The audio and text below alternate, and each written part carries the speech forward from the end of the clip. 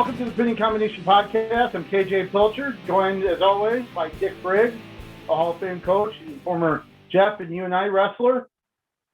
Today, kind of going to be our weight cutting practice. We're going to get in, get a good sweat, and get out and get on with today, right?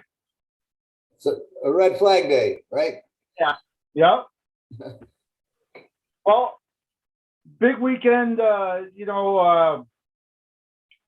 wrestling wise, for the D1 schools in Iowa, and of course there's a lot of buzz around the Hawkeyes weekend.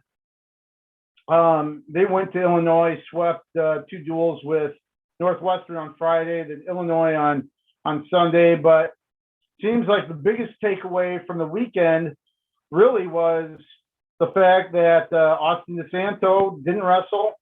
Cullan Schriever did, pulling his redshirt. I guess what are your thoughts about kind of that playing out in that situation? Well, I tell you, I don't think it reads well for the health of DeSanto for the future. I mean, that being said, I think I just saw the latest or the projected lineup for this weekend, and he's listed on it. So I'm now confused. So we'll have to see how it plays out, I guess. Yeah, and that's something that I was really surprised when it occurred. And then I think one thing that's been maybe something as far as the approach by Tom Brands is making sure you have depth and guys ready to go in case something does happen late in the season. Is it worth burning red shirts for somebody like Cullan Schriever and Brendan Swafford to make sure you have a capable backup that gets a little bit of a resume for postseason consideration when it comes to the conference's automatic bids, and then being able to get an at-large one if they don't get one of those automatic bids? I don't know, but it just seemed to kind of be not necessarily a red flag, but just a really confusing situation, to say the least.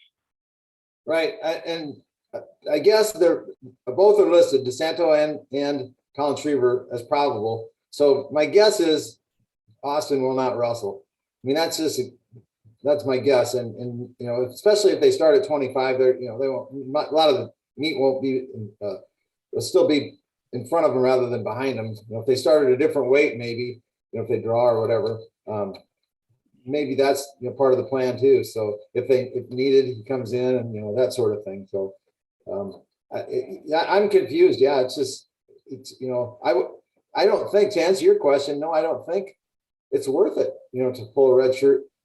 You've pulled a red shirt off of one athlete and he hasn't wrestled a duel yet. So I don't understand that. And then, but I think the 33, we may not see Austin this week, or at least not against Ohio State. Yeah, the one, I guess, I have no idea. A ton of people have asked me, what's going on with him, what's the deal? Why isn't he wrestling? I have no clue. At Purdue, he wasn't there. And to give credit, it was Ross Bartachek that asked, from I Wrestle, that asked Tom Brands where DeSanto was. They said he was on the bench. He took a day off. It was his decision. There are no issues, right? Now, that could mean a lot of things. There's ambiguity a lot of times when it comes to answers like that.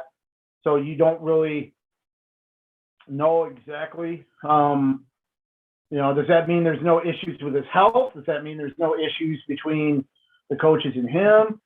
Are there just no issues in general? So it's craftily worded, I guess I would say, but we just don't know. I have Brands will have his weekly press conference here a little bit this afternoon. We're recording on Wednesday, and I'm sure we'll find out more. And my guess is he'll just mention that that they're both ready to go if needed. So the one thing that did kind of stand out when I was listening to Stephen Grace's play-by-play on or broadcast on KXIC, the post-meet interview with Tom Brands, he said for fans, when somebody's not in there, don't expect impending doom. Now, I don't know if that was more focused on the fact that Jaden Ironman didn't wrestle this weekend, or if it was both, or just in general when a starter's not in there. But this one's, I think, caught the attention of so many people, and it's just one of those cloudy situations. Only people that know the answer to this are ones that are in that room. Right. In one respect, it makes it kind of fun to see how it's going to play out. You don't know. As far as the rest of the lineup, it's kind of coming together. Other than really, Ironman's listed as the only 41 pounder. So assuming he steps in at 41 and wrestles it, that leaves 33 as being the big question mark now. And so the rest of the lineup's kind of getting to basically 100% minus, so 90%, I guess. minus. Well, yeah, I mean, it's interesting that you mentioned that because, at the beginning of the season, we saw Miles Wilson wrestling at 84. Now Abe Assad seems to, be in control of that spot. We've seen Zach Glazier wrestle at 97 a few times before the break. Warner seems to be, kind of rolling there. Marinelli's been a mainstay. Young's been a mainstay. Marion, has really stepped in and been consistent there at 49 since the Iowa State duel. Ironman's back. It looked like he injured a finger against Purdue, and that's maybe why he had the Illinois trip off and to kind of get things right. And then, of course, the Ayala for Spencer Lee thing. He is the guy now at 25, and of course, like you said, Cassioppi's been a constant. They're coming in the form of what you kind of expected a little bit from this lineup at the beginning of the season, minus Lee and the question mark at 133. Right, and also Nelson Brands at 74 was in there, as Kemmerer was getting ready, or maybe just a short season for him, Right. So guys are looking strong. I'm encouraged with Marion and Young. They've stepped it up. Murion's got a handful. Boy, oh boy, he's got a handful of Sasso, that guy is hard to score on. He just bites them to the nail to finish takedowns. So it's gonna be fun to watch that one. Hopefully, yeah, that's a match that Sasso is dangerous to where, regardless of what position you're in, if you let up, he can make you pay. What'd you think about Ayala? It was one thing to come away with a big win over Schroeder against Purdue, but then to follow it up with a win over D'Agostino from Northwestern and almost come away with a fall, locked up a cradle and almost got a fall, ended up with 2 near fall. But I tell you what, he just looks like, he's still kind of rolling. Oh, he's getting it going for sure. Absolutely. We know, we've watched him in as close as we can from this side of the state when he was going through, but he's no slouch. He's everything and then some. So the big question for me, and I don't want to get way ahead of ourselves here, but is if I was going to be a contender, I think they have to be in the medal hunt at 25 and then also at 49, 57. I think those three particular, along with their high seeded people doing their job, if they're going to be in the hunt for that championship. So I'm excited to see how Ayala does it. One of the things that Iowa dominated its way, won 9 of 10 matches in both duels. And one of the things that really kind of caught my eye, the three former Illinois preps that kind of went back, Abasad, Jacob Warner, Tony Cassiope, they had dominant weekends. You know, through their 6 matches, they went 6-0. They outscored their opponents. I know it was 34-5 on Friday, and then I think it was 18-2 on Sunday. Or actually, it might be it was 20-2. So it's 54-7. They outscored their 6 opponents combined in that sweep of Northwestern and Illinois. So kind of a happy homecoming for that trio, huh? Yeah, absolutely, for sure. You know, especially Warner, who's a senior. The other guys will get to go back, but that's got to be fun for him and for all three of them to walk away that way. You know, it was actually a feel-good weekend, I think, for the Hawkeyes, that sweep over there, and they'll kind of lick some wounds and you know, start wrestling with dominance like Coach wants them to. And you know, so that with that in mind, I know can't look back now, but coming off of the weekend, that really helps, you know, for this week preparing for Ohio State. Yeah, it's a nice springboard, right? Kind of get some momentum rolling, and you know, this is a nice springboard into a little bit of a tougher opponent against Ohio State, and then of course 2 weeks from now, Penn State comes rolling into Iowa City. So, right. You know, this might be coming roaring in, actually. What was that? Penn State might be coming roaring in, like yeah, that they are. So yeah, they'll be at full strength and fully loaded for that as well. The other thing that kind of stands out, even though, you know, the last 3 duels, he didn't face Kendall Coleman and he didn't face Ryan Deacon, who didn't weigh in for Northwestern, but Caleb Young looks a little bit better, a little bit more comfortable at 57 as they head into Ohio State.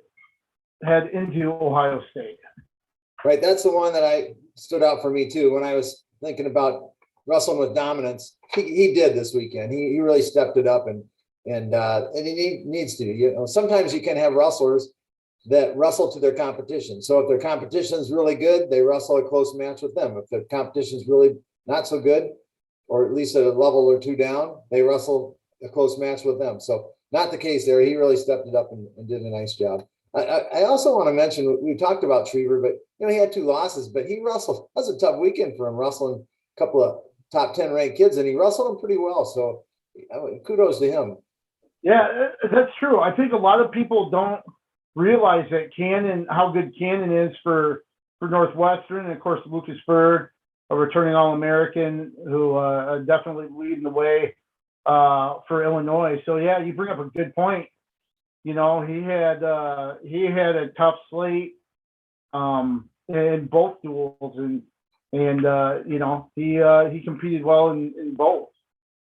Yep. You know, with Ohio State, obviously, I think, you know, this might be one of Iowa's toughest opponents here so far this year. Obviously, they had a good one with was it North Carolina State down in Florida. You know, Iowa State has made some leaps in the rankings, but I think this is going to be their biggest test to date, really, wrestling at Columbus. Right, and another kind of going back to 133 and who they might fill in there. It's not one of Ohio State's strongest weights. They have an unranked wrestler there, so you know that might be part of the decision-making process as well. So you know, if Schriever did a nice job, can he win? Can he beat the unranked wrestler? You know, so you know if DeSanto is in fact still injured or whatever the issue is, I don't know what, if he's injured or what, but whatever it is. So we'll see. Yeah, and you know, the other the other part of the Ohio State duel that I'm really looking forward to is that stretch between 65 and 74 or 84. You're going to have three really good matchups between Marinelli and Karchla. You've got Kemmerer and Ethan Smith, and then Assad and Caleb Romero. I think you got three real. I wouldn't necessarily call them toss-ups, because I think Marinelli and Kemmerer are favorites, obviously, but I think those are three matches that are going to be highly competitive. And if somebody's not on their game, for either team, you could see kind of maybe a turn of the tide during those matches. Right. And I would agree that Marinelli and Kemmerer are probably favored, and maybe Assad's not, but it's close enough, I think. And Assad's really, he kind of came out of the gate late. So now he's just starting to pick up steam. This would be a great win for him to really step him up in the rankings and potential seedings for nationals. So, I'm sure, certainly at Big Ten. So anyway, those are three critical matches, I think, for sure. Yeah, I think it'll be fun to watch that overall. And of course, hopefully we get some clarity on 133. A couple interesting notes. Iowa has the longest dual win streak in the country right now, active streak with 28 straight. Iowa's won 27 consecutive Big Ten duels. So they're kind of riding along there. Against Ohio State, and this surprised me a little bit. Iowa leads the all-time series against Ohio State 41-4. Wow. I would have thought that would have been a little bit of a closer gap, but wow. Go figure. Ohio State was always known, obviously, for football, and through the early years, not real strong in wrestling, obviously, and then but they've been strong for the last 15, 20 years, maybe. You'd think they'd have more than 4, but it's tough to beat Iowa, especially in Iowa City. Yeah, of course. I'm blanking on the old Ohio State coach. I think he used to get into it with Gable all the time. Russ Hellickson. What? Russ Hellickson? Yes, Hellickson. Yeah. He had some good teams and stuff back then, but like you said, Iowa, in its heyday, it was tough to beat.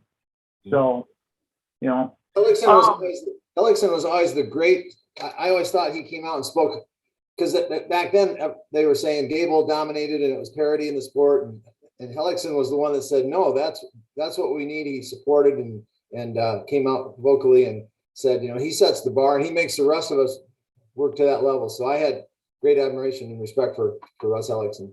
Oh yeah, he was a great coach. I just thought maybe Iowa and Ohio State competition-wise got a little heated between the two coaches because they were so competitive. But I could be, like I said, maybe I'm thinking of somebody else. That was there on Matt's side, but then okay. Matt, that's his comments. So definitely Matt's side, yeah. Yep. Let's shift gears because this is something that I think is pretty neat, just because there might be some programs and some coaches that you have a duel canceled and you go, all right, pack up your stuff, we're heading back home. You and I went out west. They were supposed to wrestle Northern Colorado. Northern Colorado's having issues with COVID protocol and everything. And instead of not getting competition in, you and I ends up wrestling the Air Force in kind of an impromptu duel. And you and I came away with a victory against Air Force. It's kind of a neat thing to salvage the competition and then for them to come away with a win. Kind of a good weekend there for you and I. Right. And UNI has been victim of COVID protocol. I don't know that it's been in their program, but it's been like for instance, Wyoming got canceled, like we just mentioned. Midlands got canceled. Then they joined the Hawkeye Open, and that got canceled. Right. And so and I think Friday night's meet with Utah Valley got canceled this coming Friday. However, they do have a meet on Saturday with NDSU, North Dakota State. And I'll mention this, they're going to honor Chuck Patton, my former coach, who's coming back from state of Washington. At least hopefully he'll make it back. And that's the plan anyway. And the sad part for me is I'd like to go watch it, and, be there for coach, but UNI is limiting because of the West Gym. They're not allowing people into the second floor, and then they're only allowing their season ticket holders on the first floor. So there's no tickets available. So I'm disappointed there. Gotcha. Yeah, kind of a different situation, with what they're dealing with the West Gym and everything else. Tell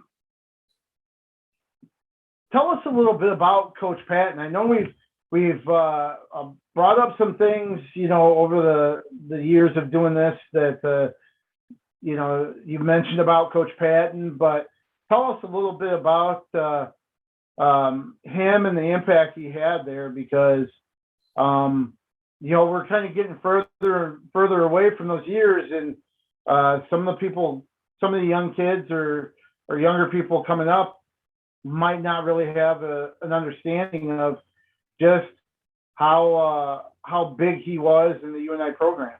Well, I know we're limited on time. I could go on and on. I'll be brief, but try and get some good points in. Coach Patton was, you would love to have him be your coach. In your case, KJ, very similar to Al Baxter. That's kind of personality, just very, very warming, and you're immediately attracted to him. And it's a guy you want to do good for him. You want to make good for him. And I just love being around him. When we went on road trips, we'd jump in our cars and our vans and the old UNI station wagons and stuff. And I always wanted to get into his car because he made the trip so much more fun traveling along, before going over to who knows where. We did a lot of Big Ten teams and also up to North Dakota State, Fargo and Grand Forks and all that. So long trips. And he just made it seem shorter I could listen to him all day. And if I had to do it over again and you said you could go to any college or university in the nation and wrestle for any coach, it'd be Coach Patton at UNI. I'd do it again and not blink an eye. So. Wow, that's awesome. Yeah. That's a great testament. And one of the things that kind of stood out to me with what you said there, outside of what you mentioned with Coach Patton, you guys took station wagons to duels. You're dating yourself quite a bit there. Well, it was a time ago, a few decades ago, and it was the UNI station wagons. We got caught in a blizzard between Grand Forks and Fargo. It normally takes about an hour. It took us 4 hours creeping along, and when you open the door, the wind would take it. It bent our door. It was just an awful trip, but it's one that I'll never forget the rest of my life. That's cool. Those memories are always kind of neat to look back on. We limped those station wagons back to Cedar Falls, and I don't think they got used again. Wow. So this Saturday night, the duel starts at 7 p.m. As you mentioned, they're going to honor legendary coach Chuck Patton. Bison are 6-1 overall, 1-1 in the Big 12. UNI is 23-3-1 against North Dakota State. That goes all the way back to 1968. Last time they met was last year. UNI won 27-11 in that one. So, yeah, we wrestled North Dakota State a lot. They were in the same conference back then, and we had some battles. UNI, as near as I can remember, I think we won them all when I was there, but they were close. They were right in there. So, wow, some great. They've always had great teams. And one last note: Chuck Patton, coach there from 1964 to 1982, actually a native of Waterloo. He's an Elu boy. What was that? He's an Elu boy. East Waterloo boy. Oh, okay. Wow. And of course, he coached 12 individuals to 18 titles, including 3-time champs Kirk Myers and Gary Bentram during his time. And I believe you were teammates with Kirk Myers. Is that right? I was teammates with Bentram and Myers. Of course, Bentram and I go all the way back to junior high school. Okay. So Roosevelt, Jefferson, and you and I. So, yep. Great competitors, you bet.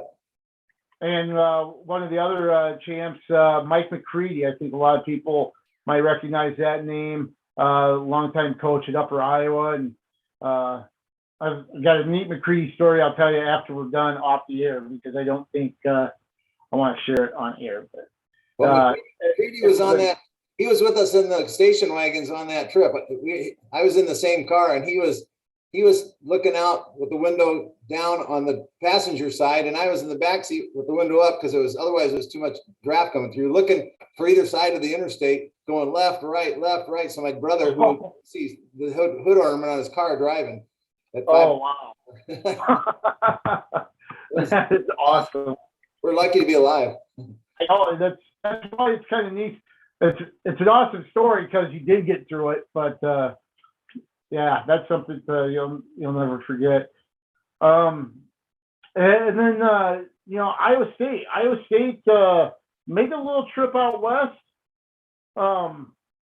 and a little bit we talked about homecoming for the Illinois boys on the Iowa roster, but this was a nice little homecoming for Jarrett Dagan for the Cyclones.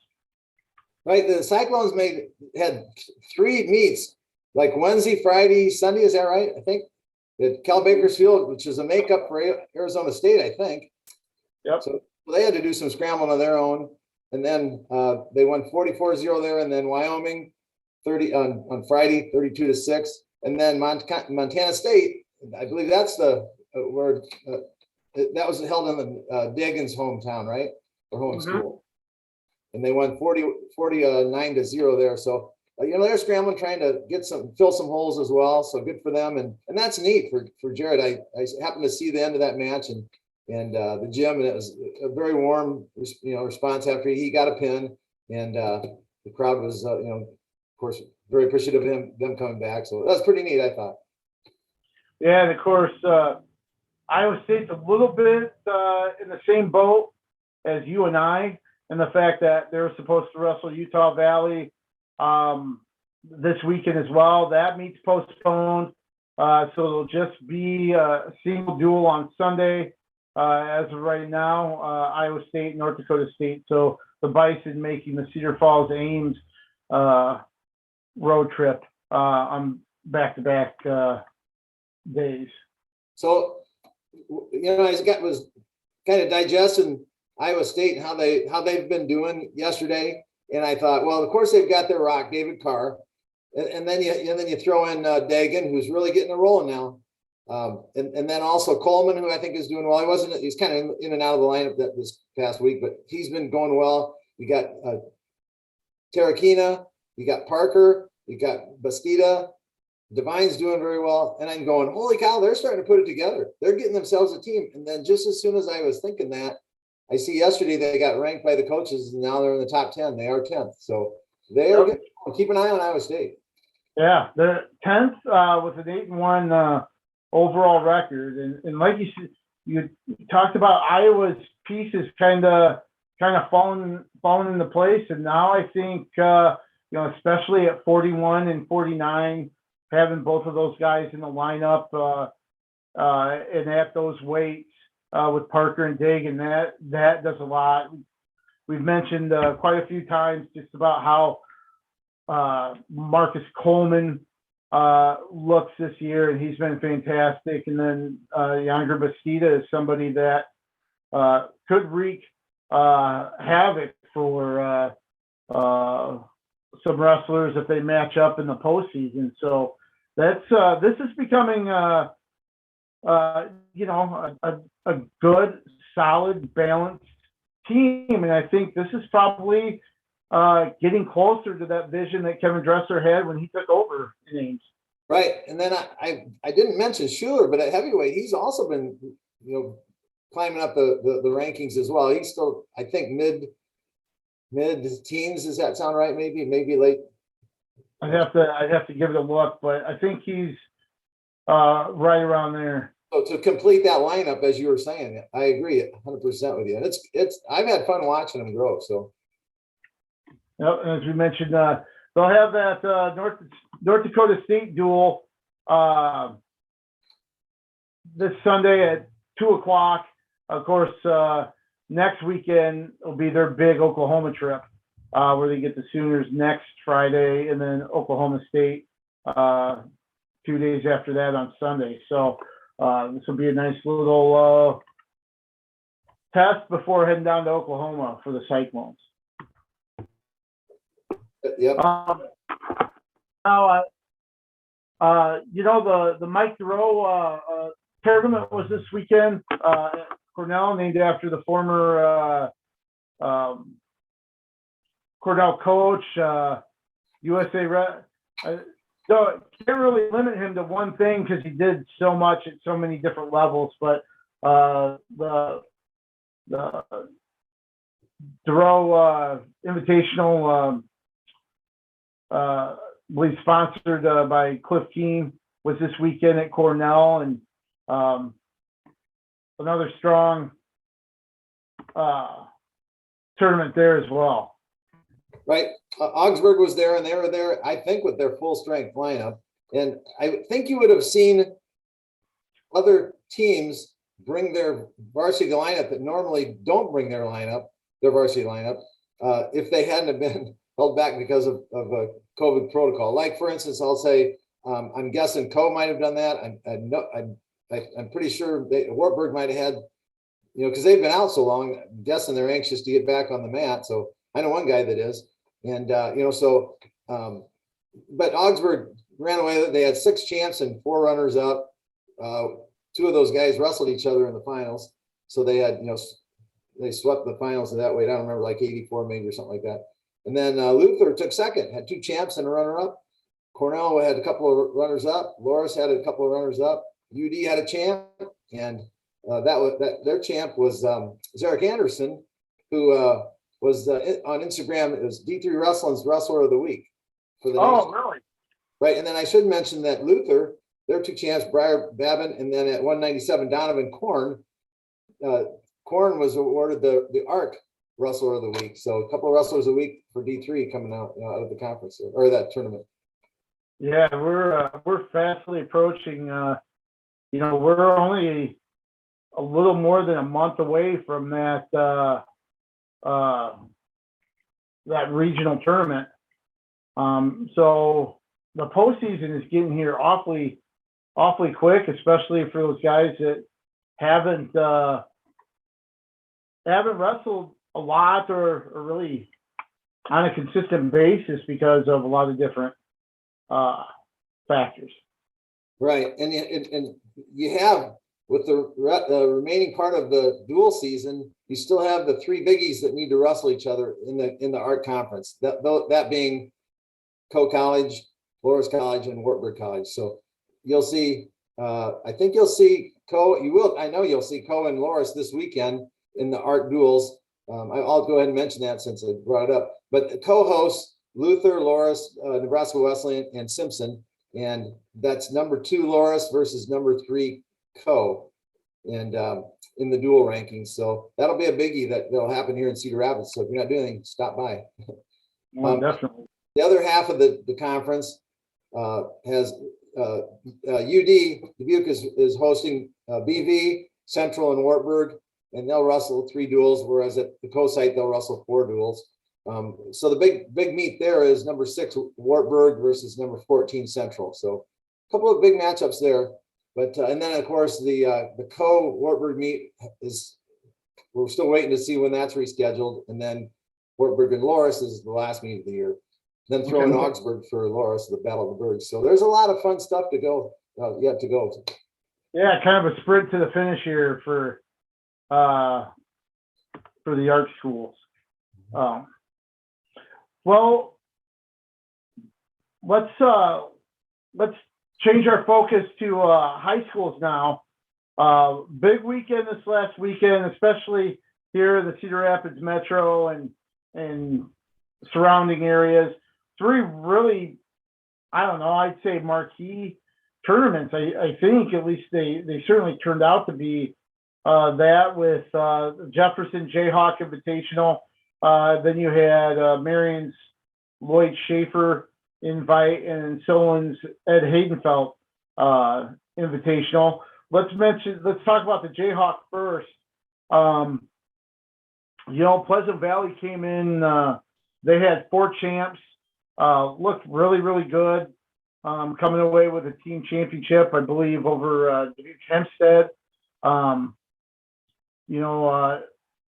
Iowa City High had 3 champs, Albernet 2, Cedar Falls had 2 champs as well, but Pleasant Valley looked strong, and so did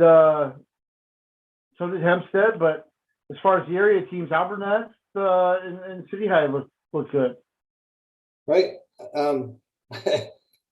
City High, where do we start there? Gosh. Yeah. Better start at the top. Scratcher. How can you not start with Ben Keeter? The guy is just phenomenal, man. He's just big and athletic, and he's fun to watch wrestle, and was so dominant in the tournament, and I don't see anyone close to him really, at least in the state at 3A. Here's one thing I want to ask you is, I think everybody sees just how, it's a man among boys for the most part when he steps on the mat, especially during the varsity season. With your experience, and you've seen some great wrestlers over your time, is there anybody that you kind of say, oh, he reminds me of him, or somebody wrestled like that, or had that same type of dominance as Keeter, as a bigger athlete? That last sentence, I had a couple in mind, and then you said as a bigger athlete. Let's see. Who'd you have in mind to begin with? Well, I wasn't even going to leave Iowa City High. I was just going to stay there and say Jeff McGinnis. Man, that guy was dominant and controlled. I mean, I got to watch him pretty regular and pretty close up, and couple of tough matches with my athlete, but McGinnis comes to mind. I think of Mason City Krieger, Tim Krieger. There's a lot of guys through the years, but man, at that in the upper weights, gosh, like he's done. I can't come up with one off the top of my head. Not to that. It was just somebody that really can do things at will. He shoots. He drops his level, and then we watched him almost bend his finals opponent in half and just placed him on his back like he was putting him to bed almost. It was kind of awkward where the kid's knee kind of bent underneath him, and Keeter still had the wherewithal to kind of reach back and help the kid straighten his leg out almost. While still getting the pin after being up 17-2. I mean, it's crazy what he can do, not just against kids that he has an advantage over, but even some of the best wrestlers. Right. And it's not such a big surprise as a junior to be doing that. I've seen lots of juniors that can do that sort of thing, but he's a 2-time champ that's been doing it since he stepped in, on the mat as a freshman. And that's the impressive thing, to go just continue to do it. Now it's just, he's grown so much even from then. And it's pretty neat. It's going to be fun to see him on the Iowa football field and mat, and hopefully that pans out. We'll see how that works out. But yeah, it's crazy to think about, he's done all this, but it hasn't been smooth sailing for him, because his freshman year, he missed like half the year because I think he might have broken his hand in football, or he had some type of football injury that kept him out the first half of the year. Then last year he only had like a handful of matches before state. He might have only had like 3 or 4 matches before district started because of the crazy season and schedule with the Iowa City community school districts and stuff. But he's only 55-0, and I say that only 55-0, considering we see some dominant wrestlers have 200 wins nowadays, 150, and his name's not going to pop up on some of those lists that you see in the record books because he's not going to have 150 wins. He's not going to have 130 wins, but he's going to be one of the most dominant wrestlers, assuming things remain the same. Yep, I agree with you. I think McGinnis, if I remember right, had 175 or in that vicinity wins, so he's still 125 behind the school record. McGinnis, who was undefeated, and I'm guessing, but when all is said and done, Cedar will be undefeated. We'll see. But it's just what COVID is. It's not. It hasn't just hit Ben Cedar. It's hit all of the athletes in all of the sports through the last 3 years, basically. Sure. And he was one of 3 city high champs. Very impressed with Cale Seaton and Cale Kurtz. They won, I believe, at 120 and 126, and they did it pretty convincingly as well. Kurtz by fall, and I think maybe Seaton had a major or tech fall at 120. Did not realize until today, didn't connect the dots or until yesterday that Cale Kurtz is the son of Marcus Kurtz, who wrestled and coached at Cole College. And you see where he kind of gets some of that talent, obviously, but he's got a nice little pedigree, as well as I believe Seaton, who had a family wrestle for City High back in the 90s, maybe. That's cool to keep that going. I didn't realize that either with Kurtz, so that's neat to hear that. So.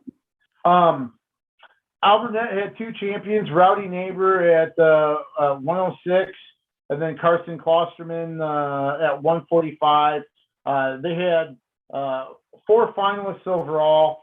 Gunnar Keeney was a runner-up, and Brody Neighbor was the other finalist as well.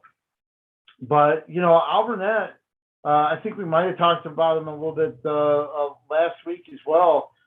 Did something on them in the weekly notes that this is a nice tight-knit group of kids with some talent, and they seem to be on the upswing there at Alburnett.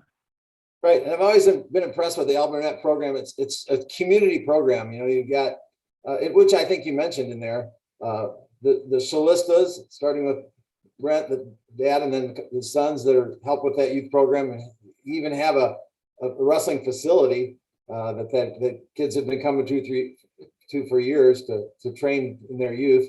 And then Clayton Rush, Coach Rush, the head coach at Alburnett, certainly knows what to do with them. He's a great guy and is doing a good job there. Yeah. Well, let's talk one more thing about the Jayhawk. Afterwards, they made the announcement that the Outstanding Wrestler Award of the tournament is going to be named after Wyatt Schultz, long time contributor to Jefferson, obviously our colleague here and owner of editor of the Predicament. But I'm not sure a lot of people understand just how dedicated and how much he served, not just Jefferson Wrestling, but there are other programs. I know softball. He was a regular at Kingston Stadium.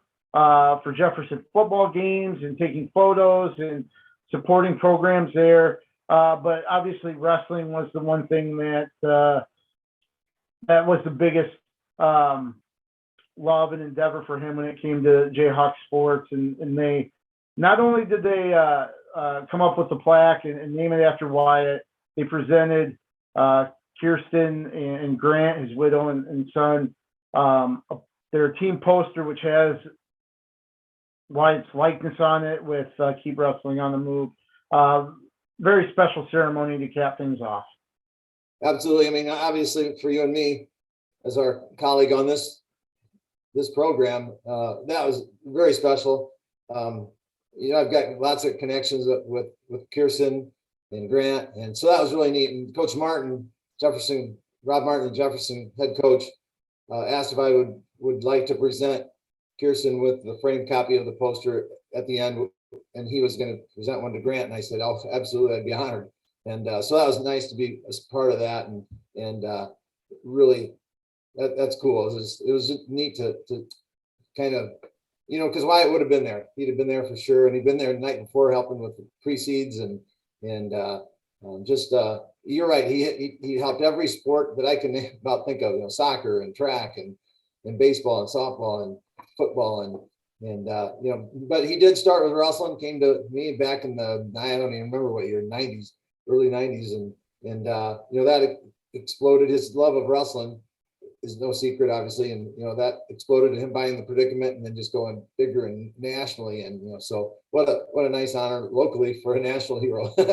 Yeah, right. And of course, Ben Keeter was awarded it, or I should say earned it, with his win at 220, 2 pins in the tech fall there. I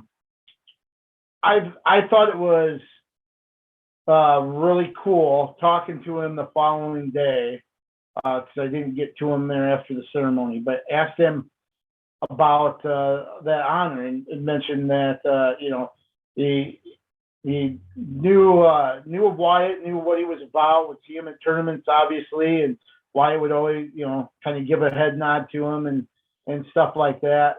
But the thing that I thought was kind of cool was I said, what'd you do with it? And he goes, I have it. He goes, it means a lot. And he goes, I have it next to my plaque from Fargo. So it's at his home, and it's next to a plaque from Fargo, which is, obviously as a junior cadet wrestler, that's one of the highest, accomplishments you can really achieve, in this country without going to the worlds, and I thought it was pretty cool that he had it alongside that one. Right. That's neat to hear. And if he, it won't always be that way, that people won't know who Wyatt Schultz was, but Right. that he does, and he understands the honor that of being named that award. I mean, it's obviously pretty cool for him, I'm sure, to win the Outstanding Wrestler Award, but it's neat that he's doing that as well. Place of honor. Let's move over to Marion. That one, the interesting thing about the Loyd Shaffer Invitational, the top 2 teams there actually weren't part of the original field because of the snowstorm. Things that kind of went cattywampus on teams and tournaments with cancellations and stuff like that. West Delaware ends up being a late addition when Perry canceled its tournament. Linmar was supposed to go to Ankeny, but that got canceled early. So they end up going to Marion. West Delaware wins 247.5 to 204. The Hawks get titles from Braden Mowry, Carson Less, Brent Yakovic, Logan Payton, and Wyatt Volker to kind of lead the way. And again, we see that West Delaware balance like we did at Benton. 10 wrestlers finishing 3rd or better with 6 finalists. Right. And I did notice what's Logan's brother's name?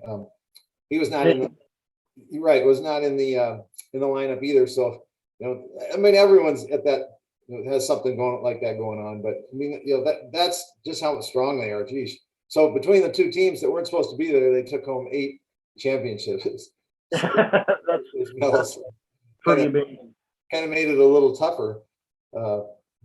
Yeah, obviously West Delaware we know is good. I'm starting. I was already believing in Linn-Mar, but they just keep impressing me every time they go out. And it's, they're a great dual meet team, but I think they're a pretty darn good tournament team as well. So right. One of a couple of final matches that really kind of stand out to me. One at 138 with Brent Yakovic for West Delaware. He beat Northland's Cale Bridgewater 8-4 in the finals. That is actually the second week in a row those two have met in the finals of the tournament. Bridgewater actually won the match at Benton the week before, 6-4. So those two bang heads again in consecutive weeks, and now split between 2A number 6 Yankovic and 1A number 9 Bridgewater. Yeah, you'll see that throughout the season when you got two great competitors. They're obviously pretty even, so fun to see that. As you mentioned, Linn-Mar had 3 titles. Kane Nocturborn at 132, his brother Tate at 170 won titles, and they both pinned their way through the bracket.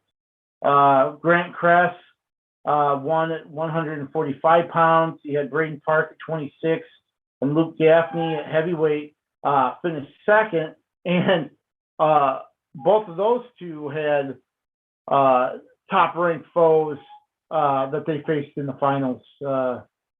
There, Park wrestled Benton Community's Jaden Moore, and then Gaffney wrestled North Butler, Clarksville, 2-time state champ Chet Buss. Right, and that Moore Park match was a sudden victory.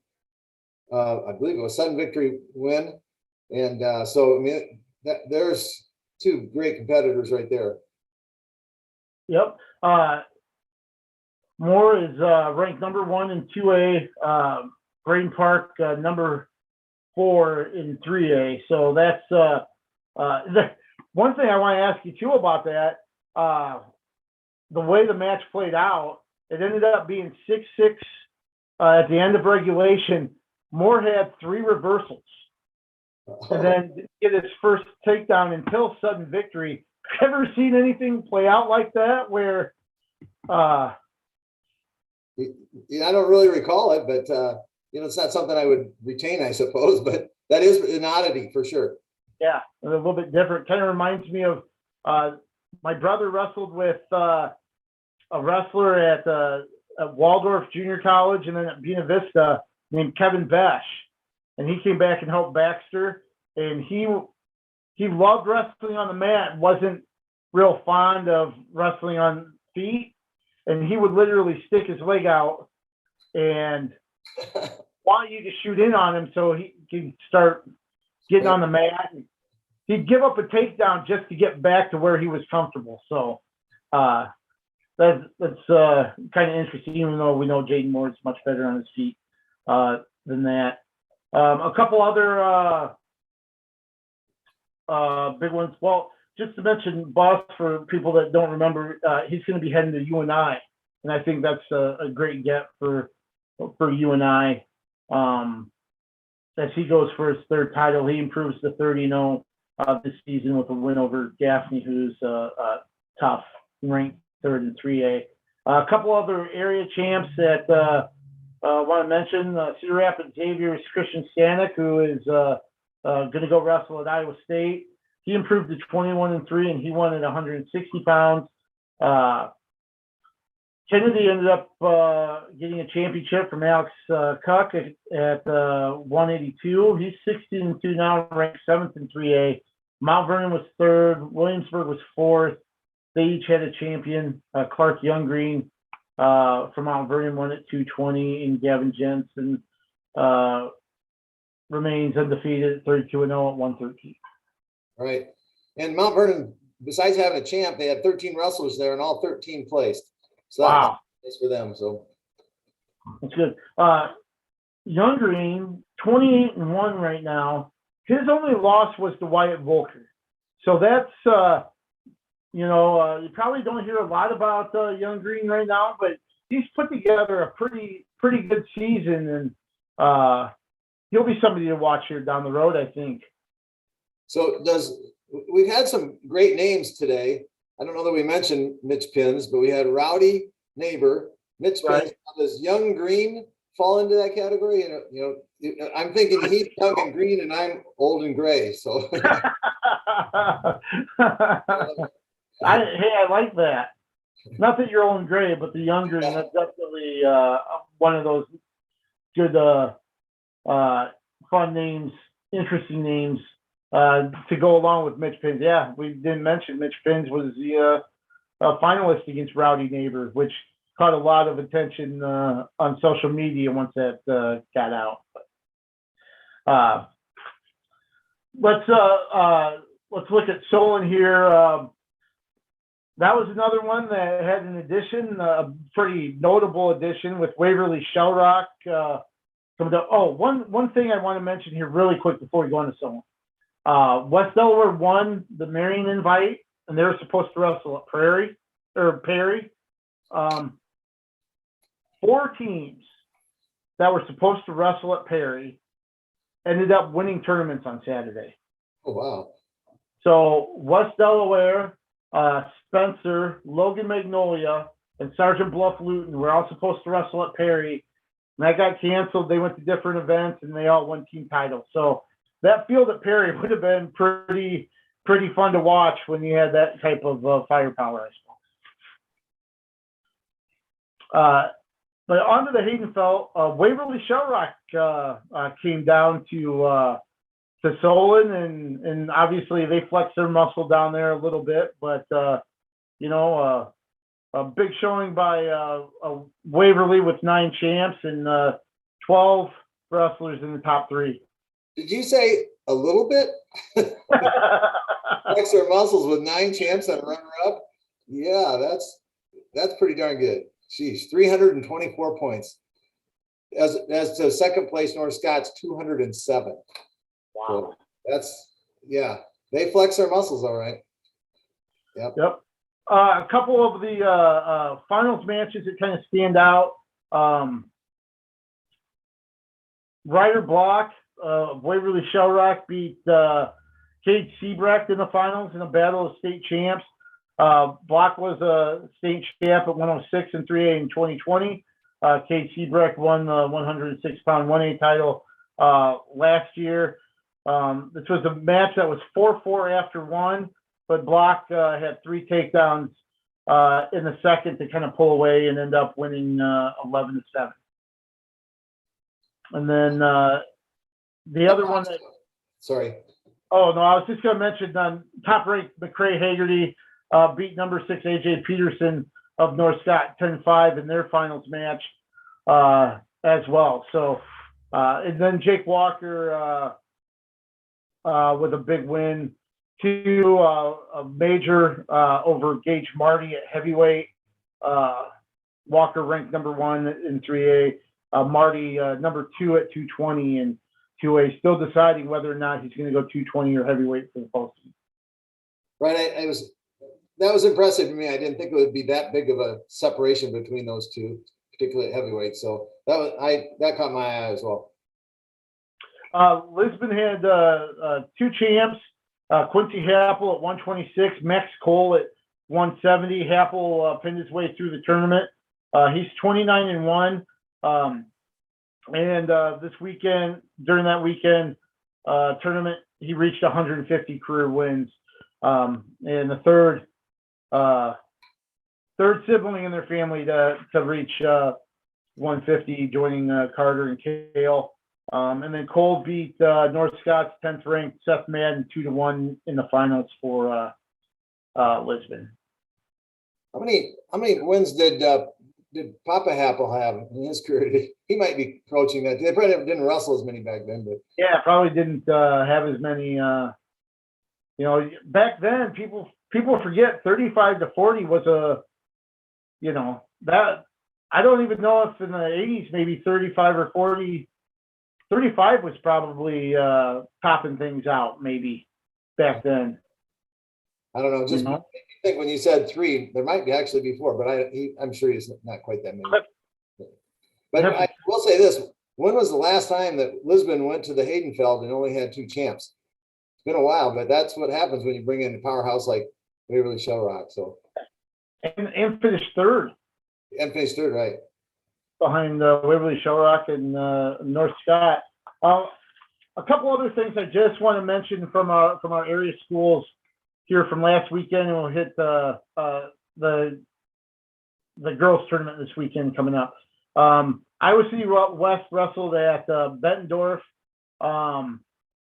They finished 5th overall. Hunter Garvin had 4 pins in that tournament. He improves to 32-0 to win the 152-pound bracket. They had 4 pins in 5 minutes and 48 seconds. So another dominant performance for Hunter Garvin. They had a trio of kids get 3rd, and Kyler Scranton at 32, Grant Odell at 138, Drake Davis at 182, and obviously it wasn't a full lineup for them. They were pretty depleted there. At Cascade, Union Community comes away with a team title, 204.5 points to runner-up Western Dubuque's 179.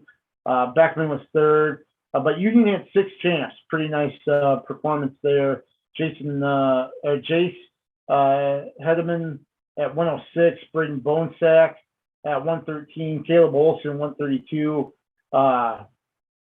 Keegan Ellsworth at 138, Hunter Worthen at 152, and Stone Schmitz at 160.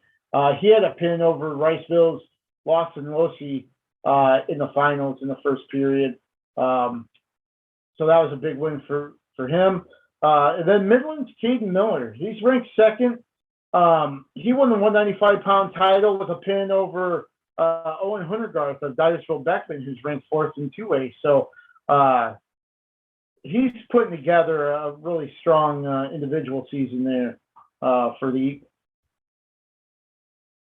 I'm going to back it up to the Bettendorf, just the Iowa City West. A couple of notes that I noticed.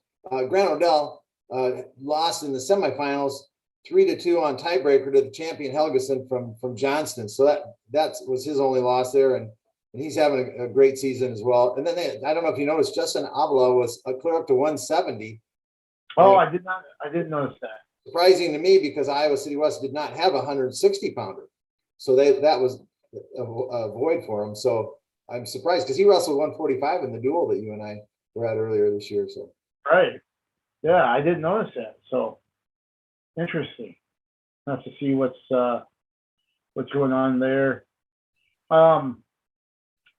Just want to touch on here because we're running short on time. The Iowa Wrestling Coaches and Officials Association Girls State Tournament this weekend, Friday and Saturday at the Extreme Arena in Coralville. I believe wrestling starts at 10 o'clock both Friday, Saturday, and then they'll have the final round slated for about 5 o'clock Saturday night. I think the biggest thing that really kind of stands out about the event is the first year it was 87, kind of hampered by weather when it was held at Waverly Shell Rock. They had a snowstorm that weekend. The second year it jumped up to 350, still at Waverly Shell Rock. Last year when it switched to a 2-day event at Coralville, 461. Now it's being reported that more than 700 entries for this year's event. So this morning at 9:15 when I checked, there were 706 entrants, and from 160 schools had at least one entrant. Wow. Yeah, so that was pretty neat. I thought 160 schools. So people are out there trying to build it. So good job, folks.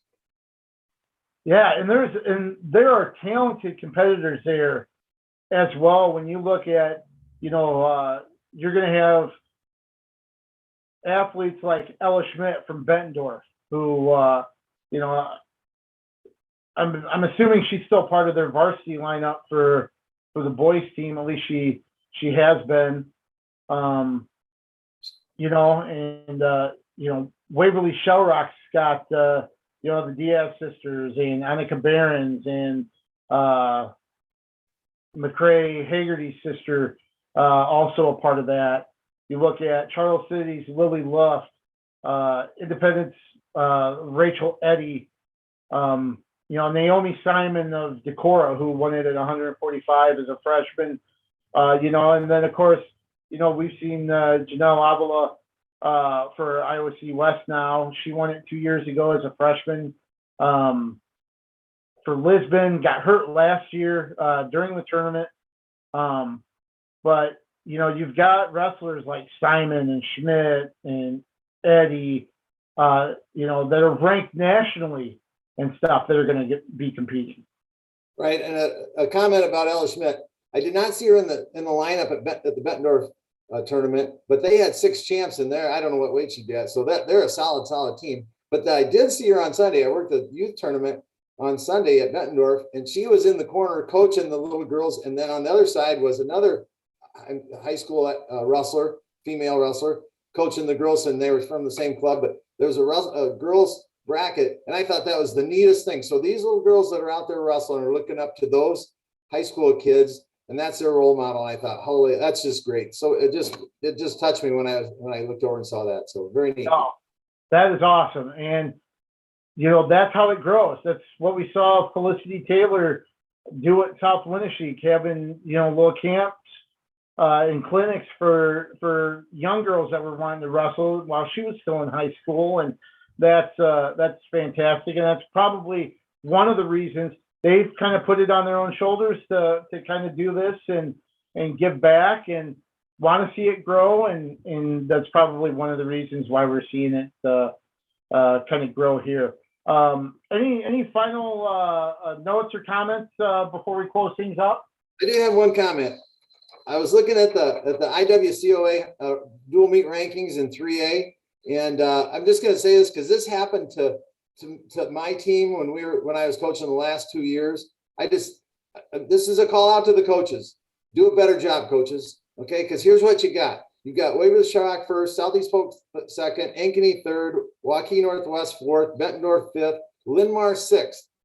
Now Linn-Mar has beaten Ankeny, the third ranked team. So why aren't they above Ankeny? Ankeny has beaten Waukee Northwest, so they should clearly be above Waukee Northwest. And North Scott has beaten Bettendorf, so that's their one loss. So Linn-Mar should, in my opinion, be a third, not sixth. We got to do a better job of that. I mean, that's simple. I went on and looked and saw results, and like I said, Linn-Mar beat Ankeny, I think, up in the Battle of Waterloo. So, coaches, be more diligent. We can do better than that. Yeah, a little research goes a long way, and even a phone call or two. But yeah, you want to get those as accurate as possible, especially when they're going to impact, postseason pairings and stuff. Well, I think there is one more set of rankings. This rankings, I think, determines home dual advantage on the regional duels. So they're all right there because they're sixth. It hurt us. It put us at ninth instead of up where we thought we belonged. The cutoff is at 8. So in this, it probably didn't matter a whole lot there. But the next one, when they set that up, that sets up the seeds. So you're definitely affected there. Which we went in as a 9th seed and finished 3rd in state. Come on, so there's an example of maybe we got to do a better job. Maybe it needs to be a little. Coaches are busy. Maybe it needs to be a committee of some maybe just recently retired coaches or officials, and then also a couple that are willing to do it that are still wrestling. So anyway, that's my idea. Well, thanks everybody for watching us this week. Make sure you get out and catch all the action going on as we approach a conference meet and kind of the championship season here just a little over a week away. And as always, Coach Briggs, why don't you take us out? Let's keep wrestling on the move.